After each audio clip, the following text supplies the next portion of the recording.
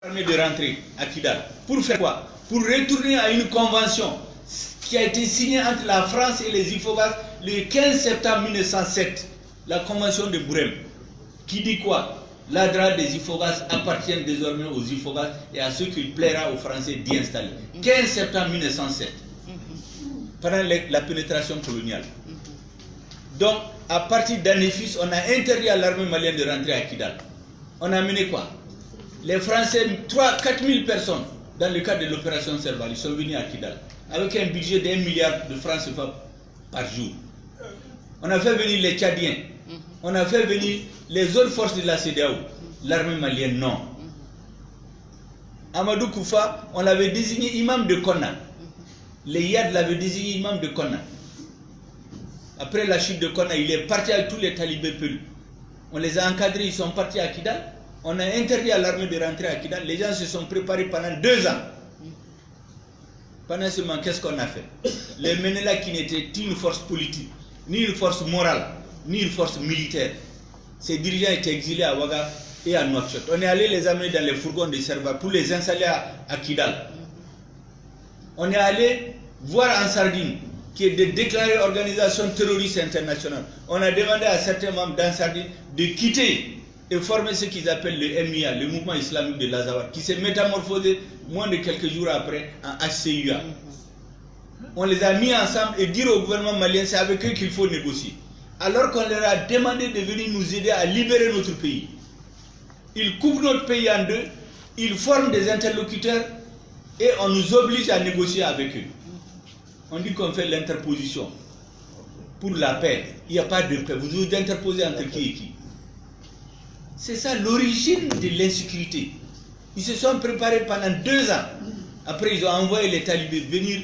Si vous vous rappelez 2015-2016, c'est les Peuls qu'on tuait. C'est les marabouts Peuls, c'est les imams Peuls qui étaient tués, égorgés. Les premiers villages Peuls qu'on a brûlés, ils se sont réfugiés au Burkina Faso. Tabital Poulakou et Guina Dogon sont allés les rencontrer au Burkina. Et ils ont dit tous leurs malheurs. Ils sont venus les expliquer au gouvernement ici en 2015-2016. Il n'y a rien eu. L'étape suivante, on brûle les greniers de Dogon, on les tue, on va se réfugier chez les peuples pour provoquer les conflits intercommunautaires. Qu'est-ce que notre gouvernement fait? Il sous-traite la sécurité. On arme les milices Peuls, on arme les milices Dogon. C'est ça la vérité. Et aujourd'hui, on est en train de nous tromper, dire oui, les Peuls, vraiment, on était ensemble, mais c'est des histoires. Et maintenant, il y a la mauvaise gouvernance, que les séparatistes ont toujours avancé. Ça, c'est le seul argument qui est recevable. Mais la mauvaise gouvernance, ce n'est pas seulement les Maliens du Sud, c'est les Maliens du Nord. L'argent qui a été investi par milliards dans le Nord, où sont les puits, où sont les centres de santé, où sont les forages? Rien. C'est des ressortissants du Nord qui dirigeaient ces institutions. Donc, on a refusé de tenir le discours de la vérité. On a refusé de faire le bon diagnostic. On a pris les arguments des séparatistes et de leurs alliés pour essayer de construire la paix. Mais vous ne pouvez pas. Vous ne pouvez pas construire la paix comme ça. Il faut, c'est pourquoi j'ai dit qu'aujourd'hui, ce que le gouvernement doit faire, c'est d'abord tenir le discours de la vérité aux Maliens. Deuxièmement, il faut s'assumer. Il faut que les séparatistes abandonnent leur projet de partition du Mali. Parce qu'ils n'ont pas un autre pays. S'ils divisent le Mali, Dieu nous engage, ça va être comme le Soudan du Sud. Ils vont commencer à se tuer. Parce qu'en vérité, il y a une aristocratie au nord qui ne veut pas du jeu démocratique, qui veut continuer une minorité à s'imposer aux autres Touaregs. Laquelle ministre de l'artisanat, Nina Walete Intalou, elle a été élue maire à Kidal en 2004.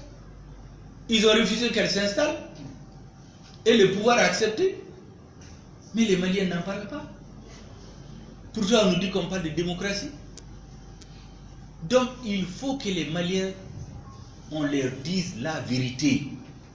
Il faut dire la vérité à la communauté internationale. On est en train d'organiser la partition du Mali. Et les dirigeants maliens sont ceux à qui les Maliens doivent s'en prendre. Moi, je vous donne l'exemple des autorités dites intérimaires. Aujourd'hui, on dit partout les autorités intérimaires. Tout le monde l'a accepté. Mais c'est un acte de trahison. L'accord n'a jamais parlé d'autorité intérimaire. L'accord a parlé de période intérimaire de 18 mois. C'était quoi? Dans une zone où les organes élus ne fonctionnent pas, on installe des délégations spéciales qu'on a appelées pour être à la mode autorité intérimaire. Mais on en a installé dans le Mandé récemment. Mais au nord, qu'est-ce qu'on a fait? Un premier ministre, plus 2 ministres, ont trompé la confiance du président de la République en lui faisant croire que c'est la solution, parce que je suis sûr qu'il n'a pas lu le document. Ils sont allés le présenter au Conseil de sécurité, le faire valider là-bas le 16 avril 2016. Venir ici le signer avec les mouvements armés dans une salle fermée. Il n'y a eu aucune cérémonie. Tout le monde connaît la propension de nos gouvernements pour les cérémonies. Ça a été signé le 19 juin 2016, en cachette. Aucune cérémonie. C'est ce document qui a servi après au mouvement armé, à la communauté internationale, au gouvernement malien, de dissoudre tous les organes élus dans les régions du Nord. À Kidal, à Gao, à Tombouctou. Les conseils de région, les conseils de serre, pour les remplacer par qui? Par les gens que les mouvements armés nomment. À partir de ce moment, je leur ai dit, c'est un acte de trahison, sinon de haute trahison. Parce que ce que les mouvements armés cherchaient, ils ont pris les armes pour prendre le pouvoir politique. Ceux qui n'ont pas eu par les armes, ils n'ont pas eu dans les négociations. On est venu leur donner sous la table. Et ça, c'est notre gouvernement. Pourtant, depuis la résolution 2100 d'avril 2013, ensuite dans les accords de Ouagadougou, il est dit qu'une fois que le président Ibrahim Keïta est installé en 2013, 60 jours après son installation, il doit engager des négociations inclusives. Les mouvements armés devaient être désarmés et cantonnés. C'est la résolution du Conseil de sécurité qui le dit. C'est reconduit dans l'accord de Ouaga. Ils ne sont pas désarmés ni cantonnés à la date d'aujourd'hui. Ils viennent nous dire qu'ils sont 63 000. Toutes les populations de ces zones-là ne valent pas 63 000. Ils viennent nous dire qu'ils sont 63 000 militaires. Notre armée ne vaut pas 20 000 hommes. Et notre gouvernement est là, on sort à la télé, on fait des discours, on nous trompe. Quand vous regardez la télévision malienne, vous croyez que vous êtes dans un pays en paix. On vous demande des ressortissants de Taoudéni qui ont organisé une conférence. Mais ils ne sont pas à Taoudéni, ils sont dans un quartier de Tombouctou. Tout le monde sait. Et on projette à la télé, les Maliens croient que c'est la paix. C'est vrai. Ça, c'est des vérités qu'il faut qu'on les dise à nos gouvernants. Les gens ne veulent pas le dire. Les gens ont peur de le dire. Parce que les politiques se disent, ah, si tu parles comme ça, la France, tu ne seras plus rien. Mais ça a quoi à faire d'être président d'un pays pour le trahir après? Si c'est pour être président parce qu'on ne dit pas la vérité, on ne doit pas chercher à être président de ce pays. Les gens ne disent pas la vérité parce qu'ils ont peur. On achète les gens, on les intimide, on les flatte et tout le monde se tait. Et notre peuple, le pays continue à se désintégrer. C'est à ça qu'il faut mettre fin. L'autre jour, je finis par ça, pour dire que la population doit s'en prendre à nous les politiques, et non pas la société civile, non aux Dogon, non au peuple, mais aux politiques, et particulièrement à ceux qui ont la responsabilité à un moment donné de l'histoire de diriger le Mali. C'est eux les responsables, ce n'est pas les Maliens, ce n'est pas le peuple malien. L'opération Serval a chassé ici les terroristes avec 4 avions, 2 venus du Tchad, 2 venus de France. Dans les années 80, le Mali avait plus de 30, sinon 40 avions comme ça. Aucun pays de la sous-région n'en avait un, si ce n'est le Nigeria. Où sont-ils partis? Il faut demander des comptes aux dirigeants. On avait plus de 40. On avait les meilleurs pilotes de chasse, des milliers de chars d'assaut, les ordres de saline des millions. C'est parti où? C'est pourquoi je dis que notre armée a été trahie, notre peuple a été trahi et c'est ce que nous payons aujourd'hui. Tous les peuples qui ont été trahis par les dirigeants, ils ont payé. Et la seule façon de nous redresser, c'est que notre peuple se lève pour exiger la vérité et la bonne gouvernance. On n'incite pas à des coups d'État, on n'incite pas à ceci, mais on ne peut pas continuer à accepter ce qui se fait aujourd'hui. On fête, on distribue des médailles, on fait des cérémonies, des cérémoniales, les gens continuent de mourir. Moi j'ai des parents qui sont venus du Nord, on parle du centre, mais au Nord il n'y a plus d'État. Il n'y a plus d'État au Nord. Les populations sont obligées de payer des taxes des impôts, on vole leur bétail. Si tu protestes, on te tue. Il y a des maires qu'on prend, on les tue. Il n'y a rien. Ceux qui officiaient pendant l'occupation, les chefs des tribunaux islamiques, c'est eux qui officient aujourd'hui. Ils font des scènes de jugement. Ils tranchent, ils ont des prisons. Tout ça, ça se fait. Les préfets sont dans leur bureau, les gouverneurs le savent. Mais on les invite à Bamako, ils viennent à la télé autour du ministre, on les montre, on tient des bons discours, chacun retourne chez lui, il rentre dans son bureau. À Kidal, le gouverneur, le drapeau du Mali est interdit sur son bureau. C'est interdit, sa sécurité est assurée, interdit que ce soit des Maliens qui l'assurent. C'est les gens des mouvements armés qui assurent sa sécurité. Il est là-bas cloîtré. Il n'a le nom de gouverneur que quand il vient à Bamako, il monte, il porte sa tenue.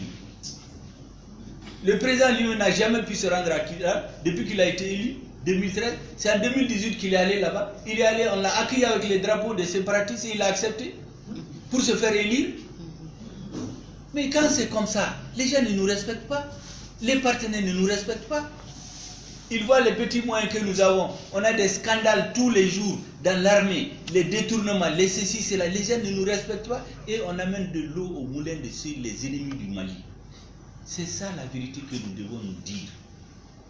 On a vu au Bossabo, on a tué les gens, il y a eu les grands bouleversements. Mais le 17 juin passé, on a tué plus de 40 personnes. Le 17 juin. 14 000 personnes de ces villages-là, ils sont en Mopti aujourd'hui. Mais le 18 juin, le président était à Bougouni, en train de fêter, à Nyaganke, la fête des paysans. Mais pendant ce temps, à Bougouni, il y a eu des affrontements entre les Bambara et les Miyanka, il y a eu des morts. Il y a plus de 700 personnes qui sont réfugiées dans les écoles et dans la rue à Bougouni. Pendant ce temps, on a fêté à Bougouni. Mais il faut qu'on arrête ça. Quand vous regardez les médias, vous écoutez les discours des officiels, on a l'impression qu'on n'est pas dans un pays en guerre. Mais c'est ça qui doit s'arrêter. Il faut que l'élite politique arrête de tromper les gens. Voilà ce que je voulais dire. Vous n'avez rien à vous reprocher, continuez à vous battre. Organisez-vous, la société civile, les Maliens, les religieux, tout le monde, pour imposer aux politiques d'arrêter de trahir notre peuple. On dit que l'État n'a pas d'argent. On a vu des cheminots ici. 10 sont morts parmi eux, des gens qui ont travaillé toute leur vie. Parce qu'ils n'ont pas leur pension pendant 12 mois. À la veille des élections, on est allé les payer. Vendredi, samedi, dimanche, ils ont voté dimanche, lundi, l'argent est fini. Ceux qui n'ont pas été payés sont venus manifester. Il y a eu 12 morts, 10 morts parmi eux, grève de la faim. On dit qu'il n'y a pas d'argent. Peut-être avec 100 millions, on aurait réglé. On dit qu'il n'y a pas d'argent. Mais on a donné 50 millions à des religieux pour organiser des meetings. On a sorti 300 millions pour organiser un congrès. Mais tant qu'on continue comme ça, les autres ne nous respectent pas. Les séparatistes ont fait leur jeu, les occidentaux ne nous respectent pas, ils vont nous faire chanter. Et il faut que ça s'arrête. Dans l'armée, je finis par ça, c'est un sujet sensible auquel il ne faut pas toucher. On n'a pas un problème de soldats courageux. Ceux qui sont morts à Guéhok, ils se sont battus les armes à la main. Tombés en coup de munitions, on les a assassinés. Les Touaregs qui étaient parmi eux, on les a éventrés. Les Arabes, on les a éventrés, on a filmé. Pour se venger de ceux qui sont fidèles au Mali. Les Touaregs qui sont fidèles au Mali ne sont pas valorisés. C'est ceux qui insultent le Mali, qui refusent le Mali. Ceux qui ont de la valeur. Ceux qui sont fidèles à la République ne sont pas valorisés. Ceux qui insultent le pays, qui divisent notre pays, ceux qui ont les audiences, c'est à eux qu'on donne des valises d'argent. Mais à ce rythme-là, on n'encourage pas les valeurs. On n'encourage pas les valeurs.